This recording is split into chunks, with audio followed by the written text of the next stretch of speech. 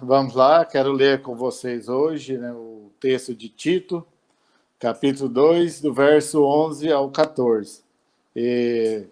Dá um tempinho aí para os irmãos acharem suas Bíblias, abrir, seus dispositivos aí para estar nos acompanhando, certo? Só um tempinho aí para vocês se situarem aí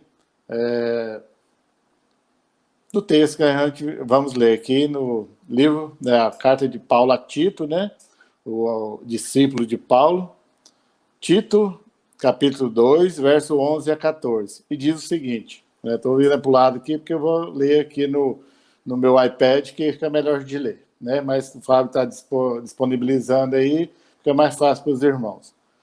Porque a graça salvadora de Deus se há manifestado a todos os homens, ensinando-nos que, renunciando à impiedade e às concupiscências mundanas, vivamos neste presente século sóbria e justa e piamente, aguardando a bem-aventurada esperança e o aparecimento da glória do grande Deus e nosso Senhor Jesus Cristo, o qual se deu a si mesmo, por nós, para nos remir de toda a iniquidade e purificar para si um povo seu, especial, zeloso de boas obras. Amém? Bem, vamos orar, pedir a Deus que a palavra de Deus possa falar conosco nessa noite. Deus, Senhor, em nome de Jesus, ó Pai, quebranta, Senhor, nossos corações, nos alcança, Pai, nessa noite. Pai, que o Senhor possa estar falando conosco, o Teu Espírito Santo, ó Pai, esteja nos revelando, Deus, a Tua palavra, nos iluminando, ó Pai, a nossa mente, o nosso coração, para estar diante do Senhor a cada dia, Deus, em nome de Jesus.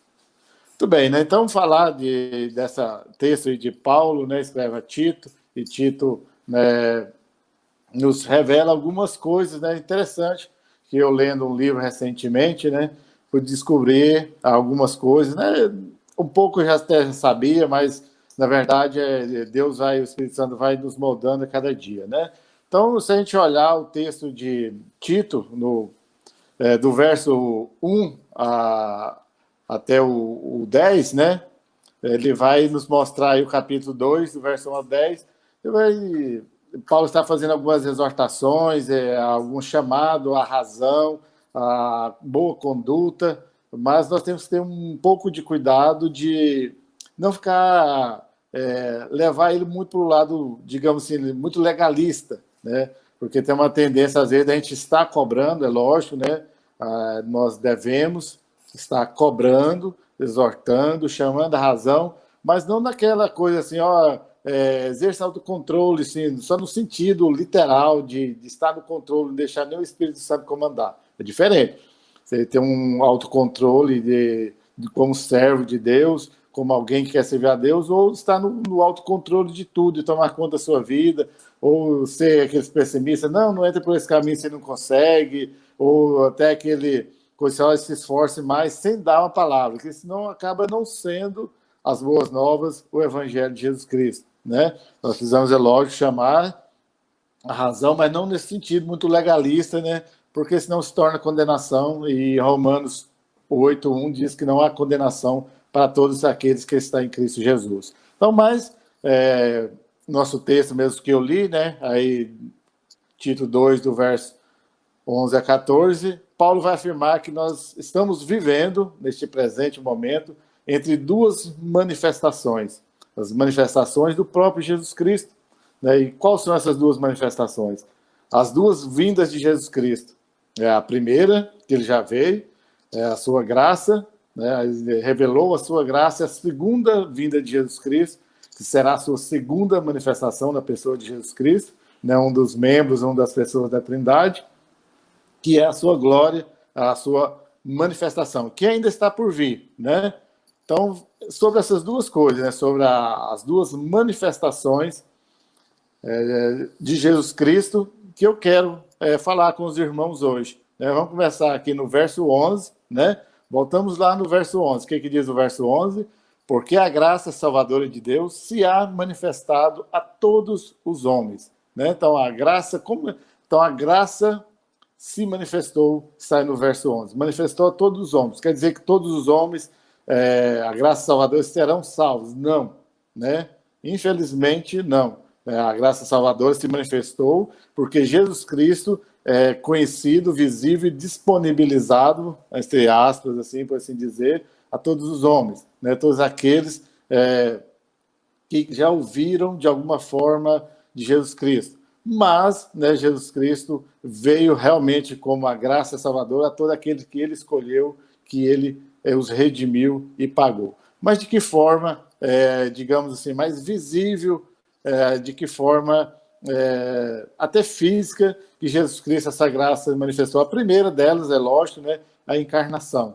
Porque se Jesus Cristo não tivesse vindo encarnado como homem, o Jesus Cristo homem, né, estaria falha, não estaria iniciando a sua primeira manifestação, que é justamente a graça. Se ele já tivesse vindo já com todo o seu poder, seria a segunda, né, que nós vamos ver no decorrer do sermão, que é a sua glória. Então, e João, né, e o verso 1 e o 14, diz bem claro, né, o verbo se tornou carne e habitou entre nós, né, e esse verbo era Deus, né, resumindo aí um pouco do que João fala lá. Se os irmãos quiserem confirmar lá, conferir depois, né, João capítulo 1, verso 1 e 14, deixa bem claro, né, a encarnação de Jesus Cristo como homem, né, como todos nós, né, o homem passível de todas as paixões mundanas, exceto, né, que ele não deixou se corromper por elas, não houve nele pecado, mas ele veio como o Deus encarnado, como o homem Jesus Cristo, né?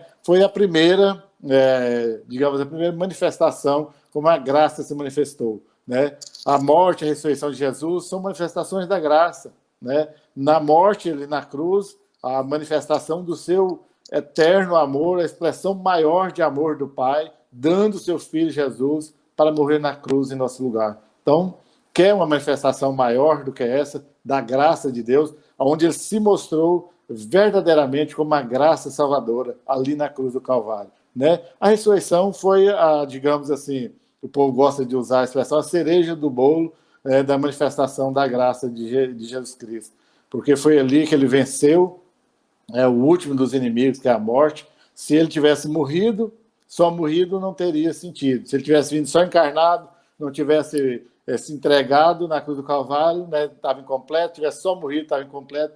Então ele se encarnou, tornou homem, morreu na cruz e ressuscitou e está com Deus Pai na eternidade. Então, esperando, preparando o lugar para nós. Então, essa é uma das manifestações, digamos assim, o tripé que compõe a manifestação da graça de Jesus Cristo, né? E falando dessa graça, né, quando Jesus Cristo, no seu ministério terreno, o período que ele esteve aqui, Jesus tinha autoridade, né, sobre a natureza. Vimos várias vezes que Jesus Cristo, né, a sua palavra, que ele repreendia os ventos, repreendia o mar, né, e tudo se aquietava. Então, ele tinha autoridade sobre a natureza, sobre as doenças, as inúmeras curas que Jesus Cristo fez, né, tantos milagres de cura, de fazer cegos enxergar, surdos ouvir, né, os paralíticos andarem, e aí vai, né? Se a gente for lá nos evangelhos, vão ver todos os milagres que Jesus Cristo fez. Isso é a manifestação da graça. Para isso que ele veio, ele mesmo diz isso claramente nas suas palavras, né? Sobre a morte, como eu já disse, né? Talvez o maior, né? Com certeza o maior de todos os inimigos e o último a ser vencido, ele venceu. Então Jesus Cristo, na sua graça, ele mostrou que tem poder sobre tudo isso, sobre a morte, sobre a natureza, sobre as doenças, tudo ele tem poder sobre tudo isso pela sua graça, sua infinita graça sobre nós, né? Então, eu gosto muito de falar, quando eu descobri, né, o que é realmente a graça, esse favor imerecido de Deus, né, isso que Deus nos dá, nós não merecemos a graça, né, todos nós somos dignos do inferno, mas Deus, na sua infinita misericórdia, na sua graça, ele nos deu Jesus Cristo para nos libertar, né? Então, pela sua graça, né, nós fomos salvos da condenação que era certa sobre nós, né? Como o mundo, né? O mundo jaz no maligno. E se não fosse a graça de Jesus Cristo, nós também estaríamos, né, sujeitos a toda a malignidade do mundo, né? E nós temos que lutar todos os dias contra isso, né? E graças a esse amor de Deus, essa misericórdia dele, nós estamos dando conta com todas as dificuldades, mas a graça veio para isso, né? para nos mostrar que Deus nos ama e tem um plano eterno para nós, né? Tem um plano eterno, nós vamos ver aí um pouco mais, né? No ponto 2 e o verso 12, né? Vamos voltar lá no verso 12, vamos ler, né? O verso 12. Ensinando-nos que, renunciando à impiedade e às concupiscências mundanas, vivamos neste presente século sóbria, justa e piamente. Ou seja, nós vamos viver neste presente século, né, conforme Jesus Cristo nos chama. Então, o que a graça nos ensina? Né? Então, a graça vai nos ensinar, no verso 12, que ela vai moldar a nossa vida agora, no presente. A gente fala de graça, Deus me salvou e eu tenho a firme esperança de ir para a eternidade. Sim, nós temos, né? E glória a Deus por isso que nós temos, sim, essa viva esperança. Mas a graça veio para nos salvar, é lógico, ensinar, mas para nos moldar a nossa vida agora, no presente. Por isso eu insisto muito, desde 2019 eu venho insistindo muito nisso, quando eu tinha essa grata revelação da palavra de Deus, essa compreensão, né, de que nós precisamos mais do que nunca valorizar essa graça de Deus no presente tempo, cada dia mais difíceis, mas nós precisamos valorizar, porque nós já sabemos, né? E como diria o velho ditado aí, para morrer basta estar vivo. Nós temos comprovado aí com a pandemia que era o temor, só os velhos que morriam e os que tinham alguma comorbidade, né? alguma doença aí, né? Vamos facilitar o processo aqui.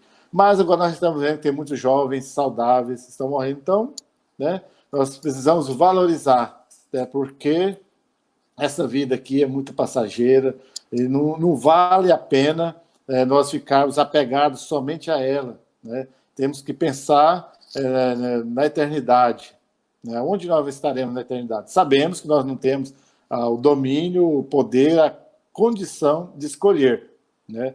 Mas a partir do momento que eu entendo que Jesus Cristo me salvou, eu entendi mais ainda que Jesus Cristo já me salvou, então eu devo viver o presente momento servindo a Jesus Cristo, amando Ele acima de todas as coisas, né? Agora, lá na eternidade, no céu, junto com Ele, aí vai ser, né? Digamos, vai ser fácil, porque lá todo mundo já está com o corpo glorificado, lá não vai ter mais maldade, né?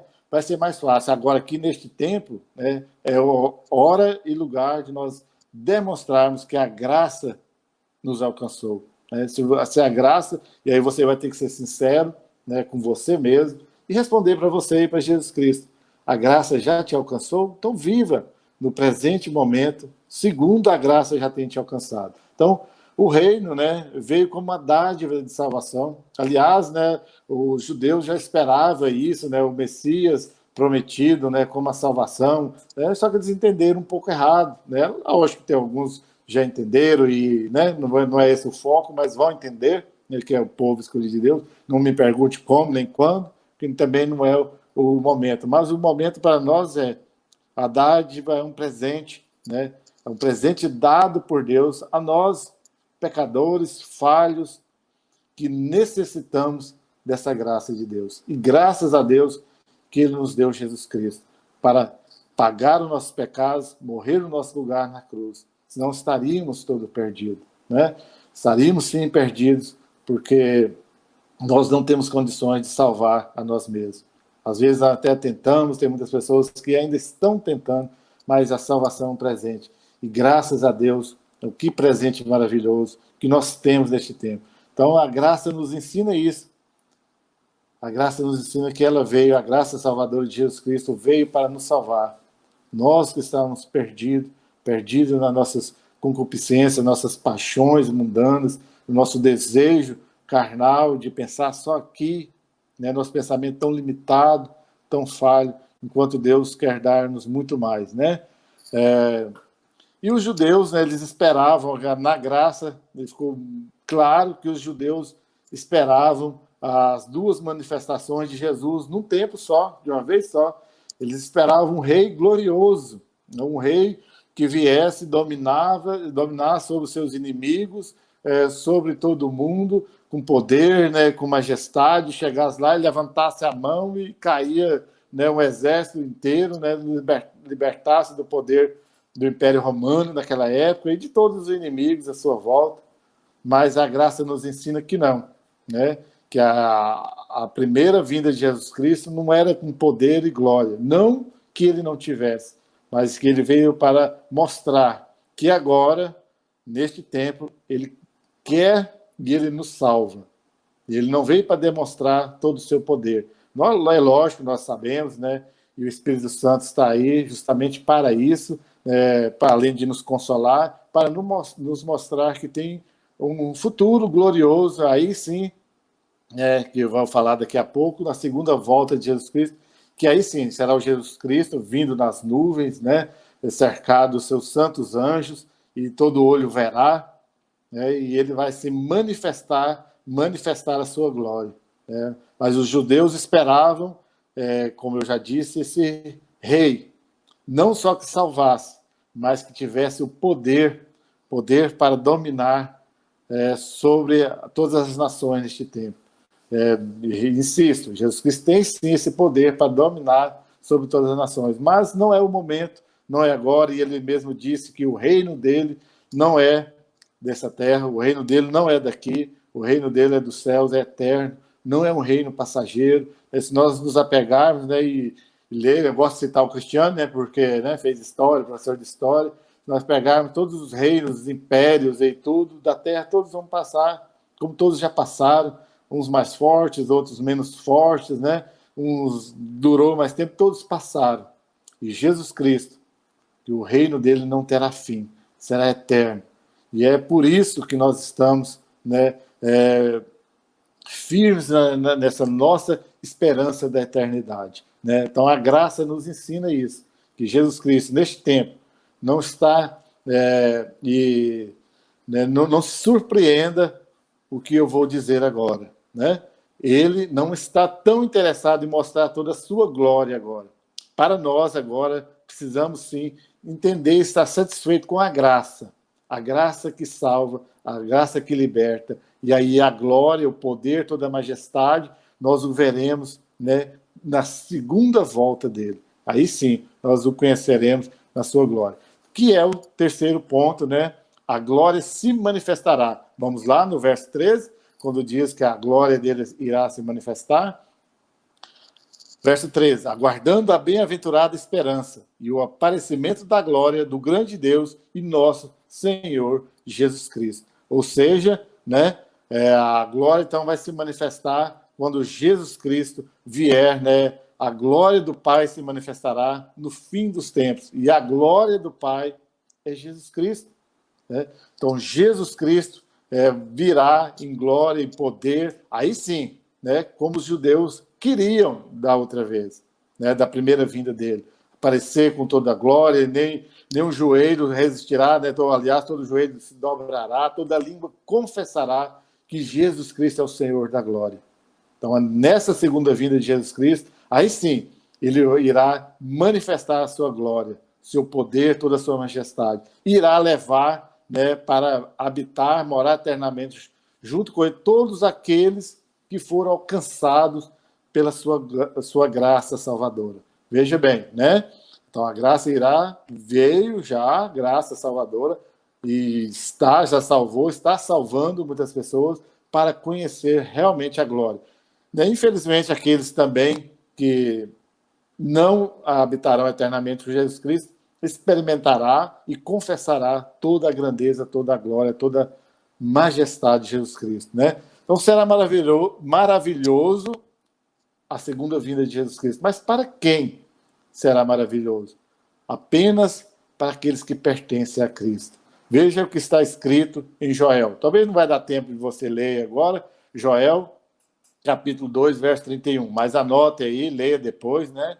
E eu vou ler aqui. O sol se converterá em trevas e a lua em sangue, antes que venha o grande e terrível dia do Senhor.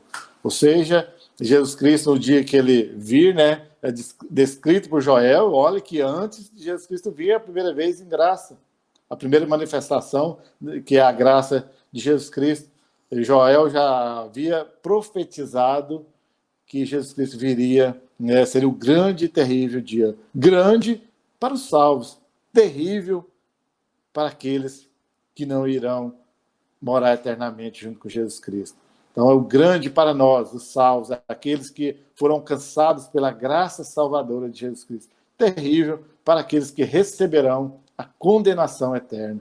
Terrível para aqueles que não conheceram, não experimentaram dessa salvação em Jesus Cristo. Então nós devemos, pela fé, por um período agora, né, talvez seja difícil, né, mas desviar os olhos dos problemas do momento e fitar os nossos olhos no céu, né, onde o nosso futuro glorioso já é realidade. Nós devemos estar olhando ansiosos, né, ansiosos não de adoecer de ansiedade, mas com desejo, né, quando eu digo ansiosos, naquela vontade de ver Jesus Cristo na sua glória sobre as nuvens, vindo nos levar para morar junto com Ele. Então, isso é a manifestação da glória de Deus, né? Então, nós precisamos, as doenças, os problemas, né, se torna até redundante, mas não tem como desviar, né? Às vezes nós falamos demais neste tempo, né, e o assunto, né, infelizmente, tão terrível, como nós temos no presente momento dessa pandemia, mas se nós ficarmos presos só a isso, só desesperados quanto a tudo isso, devemos nos cuidar, nos preocupar, sim, mas os nossos olhos têm que estar voltados com muito mais intensidade, com muito mais vigor para o alto, para o céu, na esperança, o quanto antes, né? Não é desejo que isso acaba, mas para o nosso próprio bem, quanto antes Jesus Cristo voltar, será melhor. Quando Ele manifestar a sua glória. Né? Que nós devemos orar, né?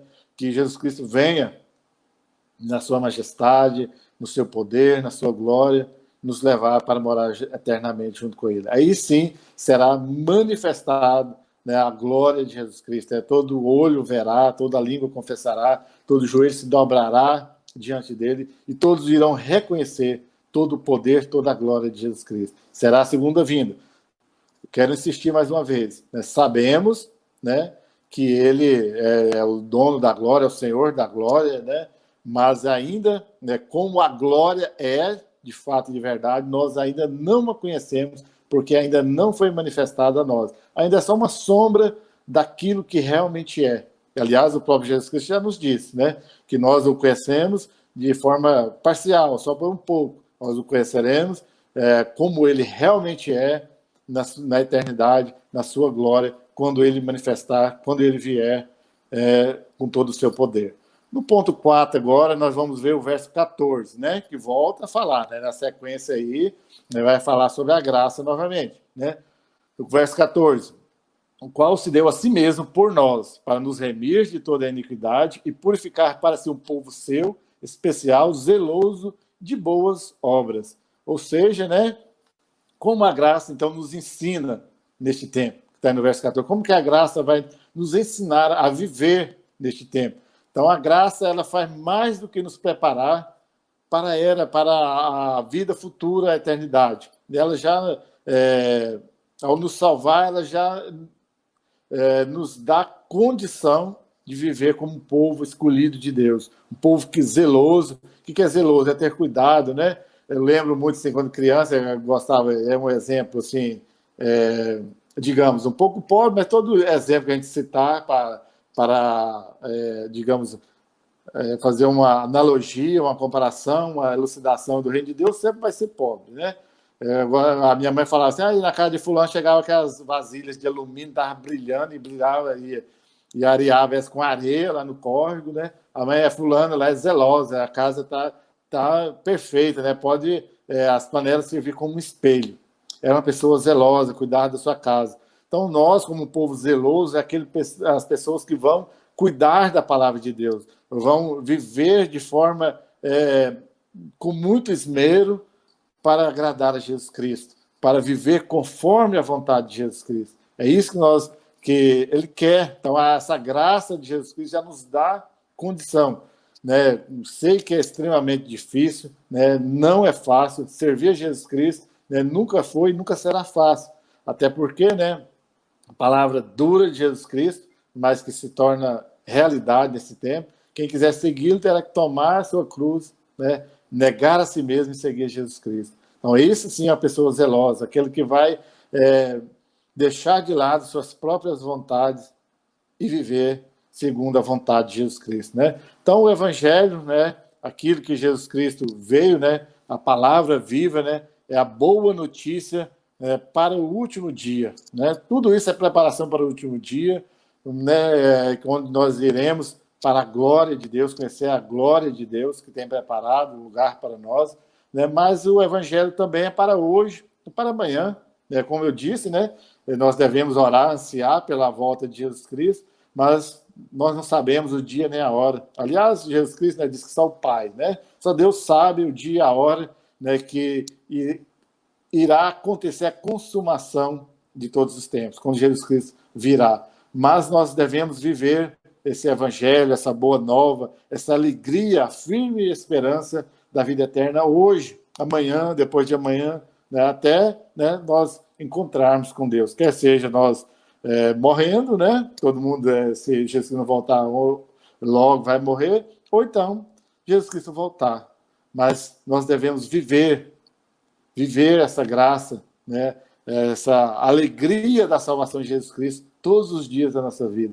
Sei que um dia ou outro nós vamos estar assim, né, meio para baixo, com muita dificuldade, tantos problemas nos cercam daqui e dali, né, problemas saúde, financeira, e aí vai, né? Cada um tem os seus, ainda tem aqueles que alguns ainda inventam ainda para complicar um pouco, mas nós devemos viver essa alegria, a alegria da graça de Deus em nós, né? Na firme esperança da vinda, da manifestação da glória de Deus. Então é isso que a graça nos ensina. Elas ensinam que somos parte do plano para a salvação em Jesus Cristo. Nós somos parte desse plano da salvação.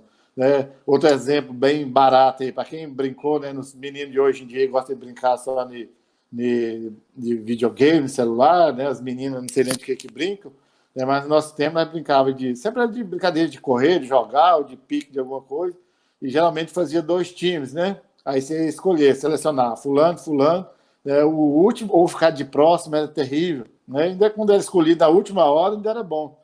Mas quando você ficava de próximo, ou você ficava de próximo, acontecia alguma coisa e você não brincava, não jogava, não acontecia. E eu gosto de usar essa comparação para quê? Porque Deus olha para nós, né? Tem aquelas figurinhas lá, um dedo lá nas nuvens, né? A sugestão lá que é o dedo de Deus, né? Lógico que não é só uma ilustração barata. E Deus apontando para você. Você faz parte do meu plano de salvação. Jesus Cristo não morreu em vão. Jesus Cristo morreu para te salvar. Isso é glorioso demais, é grande demais, é muito mais do que a nossa imaginação dá conta, né? A nossa compreensão dá conta de entender, mas o que nós precisamos de entender é que somos salvos, fazemos parte desse plano de Deus antes da fundação do tempo. Você, nós somos escolhidos de Deus para fazer parte deste plano de Deus. Né? Se já é muito bom quando você é escolhido, dos primeiros a ser escolhido para participar numa brincadeira, agora imagina a grandeza que é ser escolhido por Deus, pelo próprio Deus, não é pelo pastor, né? Não é pelo pastor João, muito menos por mim, para morar eternamente com Deus, escolhido pelo próprio Deus, o Senhor de todas as coisas, de todo o universo, de toda a criação, de toda a eternidade, escolhido pessoalmente pelo próprio Deus. Isso é o que a graça nos ensina. Não é em vão a morte de Jesus Cristo, só em vão quando eu não sou escolhido de Deus, quando eu não vivo essa graça. E a graça nos ensina também que devemos dedicar nossas vidas ao reino de Deus aqui na Terra. Nós estamos aqui não é para ser bonitinho, para ser feliz, né? Tudo isso pode ser, né? Pode ser bonito, pode ser rico, pode ser feliz, pode ser tudo isso. Desde que a primeira coisa seja dedicar ao reino de Deus aqui na Terra. A partir do momento que nós somos salvos, nós entendemos que a graça salvadora de Jesus Cristo nos alcançou, que nós temos a viva esperança da segunda vinda de Jesus Cristo, que é a sua glória. Nós devemos dedicar nossas vidas ao reino de Deus, a levá-lo às outras pessoas, aquelas pessoas que ainda não conhecem, Não sei se é o meu vizinho, se é o colega de trabalho, quem é salvo, quem é alcançado pela graça salvadora de Deus. O que eu sei é que eu preciso levar as pessoas até Jesus Cristo. Aí salvá-los ou não, né? Não compete a nós. Isso é o trabalho do Espírito Santo de Deus que vai convencer do pecado, da justiça, do juízo. Então, a graça é isso. Ela nos ensina que aqui neste tempo nós devemos viver nossas vidas dedicadas ao reino de Deus. Se você entendeu que a melhor coisa que já aconteceu e a melhor coisa que irá em todos os tempos acontecer é ser alcançado pela graça de Deus, então você deve desejar isso para as outras pessoas. Que ela conheça, né, que você ore, que ela leve até Jesus Cristo, na expectativa, na fé que Deus também irá alcançá-la com a sua graça. Então, que nós possamos viver isso, né, sabendo que Jesus Cristo já manifestou a sua graça, irá manifestar a sua glória. Então, a graça já se manifestou na primeira vinda de Jesus Cristo e a glória se manifestará na sua segunda volta. Né? O dia, a hora, né, como eu já disse, cabe a Deus revelar, mas eu sei que glorifique a Deus se você já foi alcançado pela graça salvadora de Jesus Cristo. Se ainda não, peça, ore, clame a Deus, né, para que você seja alcançado pela graça, que você conheça essa graça. E a partir do momento que você alcançar, que eu for alcançado, melhor dizendo, por essa graça, ou se já foi alcançado, não desanime. Jesus Cristo voltará em poder, em glória, em majestade, e nos levará para habitar eternamente junto com Ele. Amém? Então é isso, né, que nós possamos viver essa graça no presente momento, vivendo segundo a vontade de Deus, esperando a sua volta gloriosa. Vamos orar, né, para que Deus, cada dia, tenha misericórdia de nós e nos conceda essa graça de crer firmemente nele todos os dias e coloque ele em primeiro lugar.